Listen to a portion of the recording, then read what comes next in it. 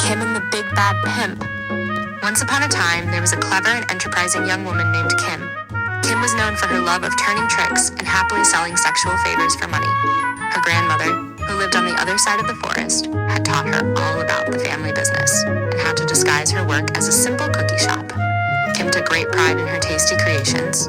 She wasn't just a hustler, she was a talented baker as well. Her slogan, "We sell cookies with a happy ending." One day, Kim's mother packed up a basket of freshly baked cookies and said, "Kim, why don't you take these to your grandmother? She'll be delighted. She hasn't baked in a while and hasn't been able to run her hustle lately.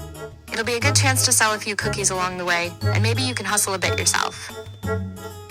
Kim's eyes lit up with excitement. "I can set up shop in the forest and make some money," she exclaimed, already picturing all the things she could buy and all the travelers she could turn into clients. As she walked through the forest, Kim found a spot by a tall tree near the crossroads. She laid out a cloth, placed her cookie basket on top, and set up a little sign she'd brought along that read, "Kim's Cookies, wink, wink." The forest was quiet and not many people passed by, so Kim called out, "Fresh cookies, happy ending." But there were no customers until a shadowy figure approached. It was a large gray wolf wearing a purple fur-brimmed pimp hat. He slinked toward her, sniffing the air as he got closer. "Hello, little girl," he said, showing his sharp teeth in what he thought was a charming grin. "What are you doing out here in the forest all alone?" Kim smiled brightly and held out a cookie. "Selling cookies, of course. Freshly baked with a happy ending if you're interested." The wolf licked his lips, not so much interested in the cookies as in Kim herself. "Well, you see, this is my forest. If you're selling cookies or turning tricks, you're on my turf," he said, delivering a quick slap to the side of her head. "Now you're working for me?" "I'm going to my grandmother's house," Kim replied. "I thought I'd make a few sales along the way." The wolf thought fast. "Interesting. Perhaps I'll follow you to your grandmother's and put her to work too," he said, eyes gleaming with a wicked idea. "But first, let me try the merchandise. You'll give me a taste for free, won't you?" Kim hesitated, but decided to offer one sample. "All right, here's a cookie, just one." "Oh, you meant a trick? Well, okay, but if you want more, it'll cost you," she said firmly. The wolf finished the cookie and made a face, surprised by how tasty it was. He gobbled up the rest and glanced at her basket. "These are quite good," he said, narrowing his eyes. "What would you say to giving me the whole basket? They're much better than your hustle." Kim scoffed. "I don't think so. I'm awesome at my job. You're an asshole." The wolf grumbled and delivered a mighty pimp slap. "Watch that mouth, I'll be back for my money," he said, slinking off the main path and taking a shortcut to Kim's grandmother's house. When he arrived, he slipped inside and scared poor grandmother. She exclaimed, "You piece of shit!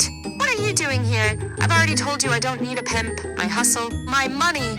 The wolf pimp slapped Grandma with the back of his hand, threw her in the closet, dressed in her bonnet and shawl, and snuggled into her bed, waiting for Kim, who he knew would come with her basket of cookies and money.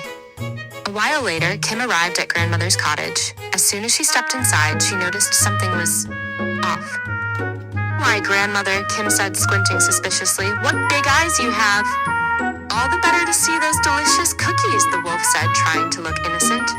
"And Grandmother, what big ears you have." "All the better to hear your sales pitch, my dear." "And what big hands you have," Kim added, finally realizing something was wrong.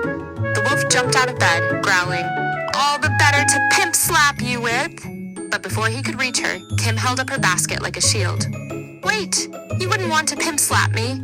You really like my cookies," Kim said quickly, pulling out several cookies and waving them under his nose. "These..." The wolf's growl softened. He sniffed the cookies. "They do smell good," he mumbled. "Of course they do, but they're even better with a cup of tea," Kim said, backing toward the kitchen. "Why don't we sit down, have some tea and cookies, and then we'll talk?" Intrigued, the wolf sat at the table. Kim served him cookies and poured a steaming cup of tea. As the wolf munched and sipped, he grew drowsier until finally he dozed off, his head resting on the table. Kim had slipped her grandmother's sleeping pills into his tea. Seizing the moment, Kim opened the closet and freed her grandmother. Together they tied the wolf up with a leather whip Kim kept in her basket for clients who liked that sort of thing, and left him snoring, covered in cookie crumbs. Soon the woodcutter arrived, having heard the ruckus. "For a couple of cookies and a happy ending, I'll carry that sleepy wolf back into the deep woods, far from the village." The woodcutter wouldn't harm the wolf. They did business quite frequently. From that day on, Kim became famous as the clever young woman who outwitted the pimping wolf. She expanded her business, selling cookies and hustling to travelers all across the forest. Grandmother even joined in, baking extra batches to keep up with demand. And as for the wolf, he waits for the right time when Kim steps onto his turf to greet her with a mighty pimp slap and ask, "Where's my money?"